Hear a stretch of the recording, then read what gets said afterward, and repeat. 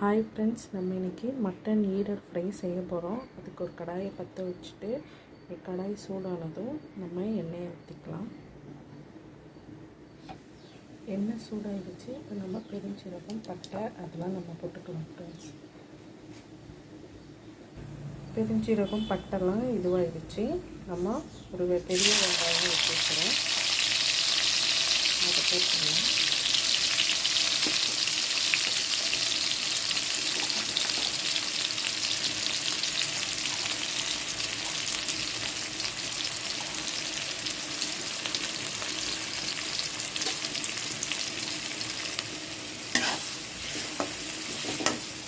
Friends, வெங்காயம் இந்த கலருக்கு வந்ததுக்கப்புறமா நான் இன்றைக்கி பூண்டும் இஞ்சும் அரைக்கலை குட்டி குட்டியாக வெட்டியிருக்கிறேன். இது நல்லா இந்த எண்ணெயிலே இதுவாகட்டும். வெங்காயமும் நம்மளுக்கு பூண்டு இந்த கலருக்கு வந்திருக்கு. இதில் ஒரு காஞ்ச மிளகாய் போட்டுக்கலாம். போட்டு நான் ஒரு சின்ன பெரிய தக்காளி வெட்டியிருக்கிறேன்.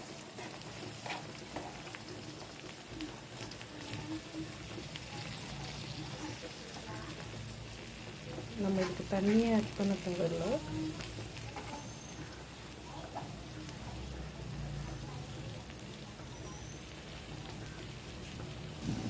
இது வேகிற அளவுக்கு கொஞ்சமாக நம்ம உப்பு சேர்த்துக்கலாம். அப்போ கொஞ்சம் சீக்கிரமாக வெந்துடும். இப்போ தக்காளி வெங்காயம் நல்லா வதங்கி அந்த எண்ணெய் மேலே பிரிஞ்சு வந்துச்சு பாருங்கள். இப்போ இதுக்கு தேவையான அளவு ஒரு ஸ்பூன் மஞ்சள்தூள்.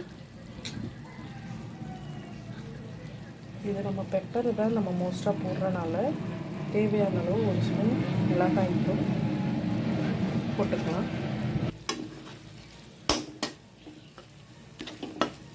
பாருங்கள், மிளகாய்த்தூள் போட்டது கலர் எப்படி வந்திருக்குதுன்னு.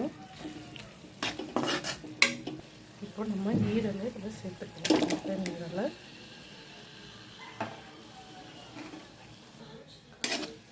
போட்டு நம்ம இப்போ தண்ணியெலாம் ஊற்ற வேணாம். நம்ம ஒரு 10 நிமிஷம் நம்ம ஸ்லிம்மில் வச்சுட்டு நம்ம வேக வச்சிடலாம். அப்புறம் நம்மளுக்கு சுவையான ரெடியாகும் மட்டன் ஈரல். கொஞ்சம் தேவையான உப்பு, கொஞ்சம் இது வேகிறதுக்காக. பாருங்கள், நான் தண்ணியே ஊற்றலை, அந்த எண்ணெய்லாம் மேலே பிரிஞ்சு வந்துடுச்சு. இப்போ நம்ம இதுக்கு தேவையான அளவு நம்ம காரத்துக்கு ஏற்ற மாதிரி நம்ம மிளகுத்தூள் ஆட் பண்ணிக்கலாம். நான் ஒயிட் மிளகு தான் ஆட் பண்ணியிருக்கிறேன்.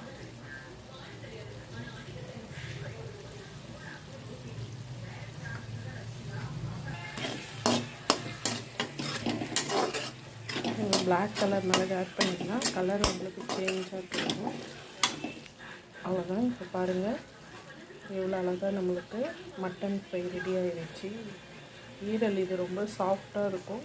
நம்ம கொத்தமல்லி போட்டு நம்ம இறக்கிடுவோம்.